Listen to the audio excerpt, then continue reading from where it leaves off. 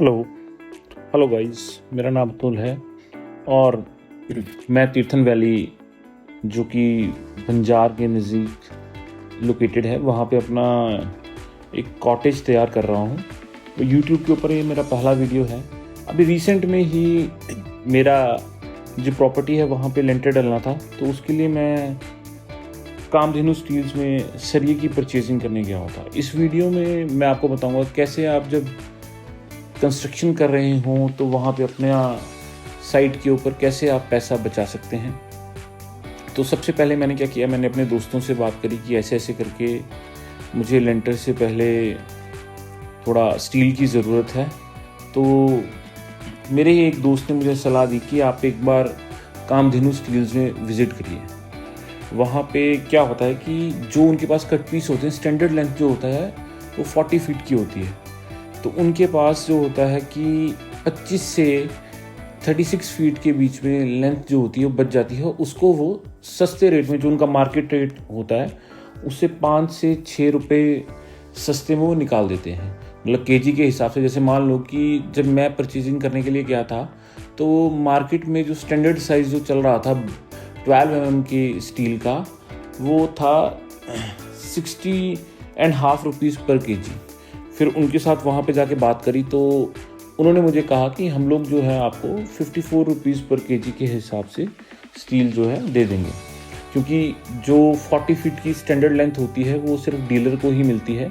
जो छोटी लेंथ होती है वो आम जो हम वहाँ पे जाके परचेज़ कर सकते हैं। हालांकि ये जो प्राइस होता है ये फ्लक्चुएटेड प्राइस होता है कि आज अगर स्टील का प्राइस मान लो 60 रुपये है या 54 है, 55 है, जो भी है, उससे अगले दिन कम हो सकता है या ज़्यादा हो सकता है।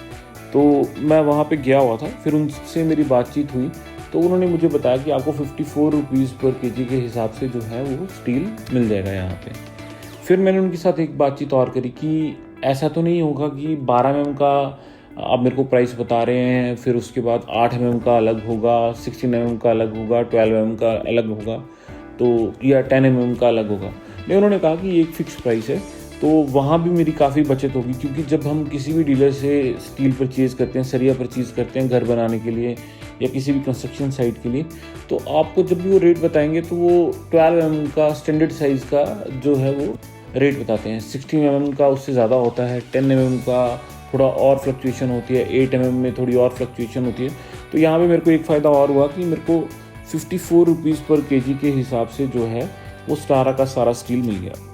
फिर उसके बाद मैं और मेरे दोस्त एक फ़िक्स डेट थी जो उन्होंने मेरे को दी थी कि इतनी तारीख पे जो है आपकी जो जो रिक्वायर्ड क्वांटिटी है वो हमारे पास अवेलेबल हो जाएगी। तो फिर उसी हिसाब से हम लोग यहाँ से निकले और वहाँ पे उनके स्टील प्लांट में पहुँचे।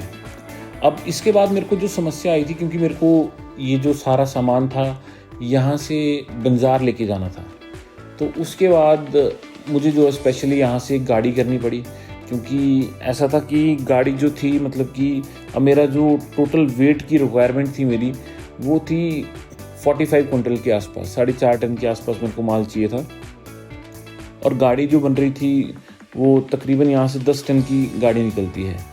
तो उस हिसाब से अगर मैं देख रहा था तो मेरे को कोई ख़ास फ़ायदा उसमें लग नहीं रहा था कि जितना मैं यहाँ पे बचा रहा था वो 30,000 के आसपास मेरा जो है वो गाड़ी का खर्चा बैठ रहा था। फिर मेरे दोस्तों ने ही मेरे को सलाह दी कि आप एक काम ऐसा करो कि आपको ईंटों की रिक्वायरमेंट भी है, आप एक काम कीजिए, यहाँ से 4,000 ईंट गाड़ी में डलवा लीजिए और साथ में जो है 4.5 टन जो है वो सरिये का वज़न हो जाएगा और तकरीबन 12 टन के आसपास जो है 4,000 ईंट का वज़न हो जाएगा। तो आपका एक लोड जो है वो फिक्स्ड लोड आपका वहाँ पहुँच जाएगा और आपको इसमें जो है दोनों चीज़ों में आपका जो बैलेंस बन जाएगा। तो मुझे भी सलाह बहुत अच्छी लगी। तो फिर हम लोग गए, हमने 3-4 जो ईंटों के भट्टे थे वहाँ पे विज़िट किया और जहाँ पे हमें सूटेबल प्राइस और अच्छी ईंट दिखी वो हमने परचेज़ करी। और उसके बाद हमने पहले क्या किया, हमने 4,000 ईंट जो है ट्रक में लोड करवा ली। उसके बाद हम गाड़ी जो है यहाँ पे ले आए, यहाँ से हमने जो है 4.5 टन जो है सरिया लोड करवाया और उसके बाद हम जो है तकरीबन शाम को हम फ्री हो गए थे और हम जो है बंजार के लिए निकल गए थे। तो इसमें अगर मैं मोटी मोटी कैलकुलेशन आपको करके बताऊं तो तकरीबन मैं एक हिसाब से देखूं तो अगर 45 क्विंटल मेरा सरिया था यानी 4500 केजी मेरा सरिया हो गया। तो उसमें अगर मैं हिसाब लगाऊं तो तकरीबन 6 रुपीज़ पर केजी जो है वो मेरा, इसमें अगर मैं स्टैंडर्ड साइज़ से लूँ तो 6.5 रुपीज़, अगर मैं उसको 6 रुपये भी मानता हूँ तो तकरीबन 27,000 रुपये मेरा यहाँ पे बच रहा था। अब 27,000 रुपये मेरा बच रहा था, तो अगर मैं उस हिसाब से ना देखते हुए उसको टोटल अगर मैं कैलकुलेट करूँगा कि मेरे को 12 mm का कितना सरिया चाहिए था, 16 का कितना चाहिए था, क्योंकि उसके प्राइस में फ्लक्चुएशन होती है। क्योंकि जो हमारे को डीलर से सरिया मिलता है वो 16 mm का प्राइस जो होता है थोड़ा ज़्यादा होता है, क्योंकि फ़िक्स रेट जो आप पूछेंगे उनसे कि किसी भी आप डीलर के पास जाएंगे कि सरिया क्या रेट है, तो आपको बोल देंगे कि 16.5 है, तो वो आपको 12 mm का प्राइस बताएंगे। तो उसके बाद 10 mm का थोड़ा ज़्यादा होता है, 8 mm का उससे ज़्यादा होता है। तो ये सब चीज़ें जो होती हैं, तो फिर उस करके मेरे को यहाँ से 54 रुपये जो है फ़िक्स अमाउंट में मिल चुका था। तो उसमें मोटा मोटा मेरे को 30,000 के आसपास से 30 से 31,000 रुपये में मेरे को सरी की परचेजिंग में फ़ायदा हो गया था। बट ये जो है मेरी यहाँ से गाड़ी जो हुई थी तकरीबन 27,500 रुपये की मेरी गाड़ी हुई थी। तो मैं एक हिसाब लगा रहा था कि मेरा इसमें जो है पैसा तकरीबन उतना जितना सरिया मेरे को वहाँ मिलना था उतना ही मेरे को यहाँ मिला। बट मैंने जो ईंट परचेज़ करी वो करी मैंने 6.5 रुपये के हिसाब से यहाँ पे महतपुर में।